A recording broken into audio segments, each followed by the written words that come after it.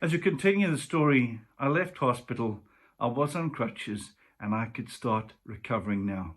I'd been in hospital 3.5 weeks, and it would take 3.5 months in plaster before I was allowed to continually walk without help. I became a master of the crutches, a menace. I lost a lot of school time, but there was something really important coming up. The last year of school in South Africa is called matric, and there's a matric dance, or what we know as a prom. And I wanted to go and I wanted to dance. I wanted to have a young girl on my arm, but how would I do that if I was still broken and on crutches? I prayed. Now, once you've been in plaster for 3.5 months, it takes a lot of physio to get your ankle moving again, to get your leg moving again. But I'd seen God be with me on the night of the accident and stop me from breaking my neck on that windshield. I'd heard God's voice in hospital. I'd seen God's power in sending the right people at the right time. I'd seen God's power in making sure that the right medical team were there. And I prayed for one more miracle.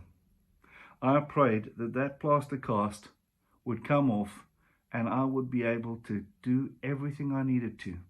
And it was nip and tuck. And so, a week of my matric dance, I went and they took the plaster off. The doctor said, I want you to walk across this room. And I limped across that room. My ankle was moving freely, but I limped. And he asked me a simple question. He said, why are you limping? And so I walked across that room. Unaided. God had even covered this little prayer. And I'm reminded of the man in Acts, right, who was healed. Acts chapter 3, 7-8. And he took him by the right hand and raised him up. And immediately his feet and ankles were made strong.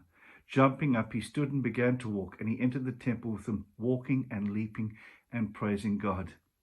For me, that moment was my walking and leaping and praising God moment. God had healed me completely.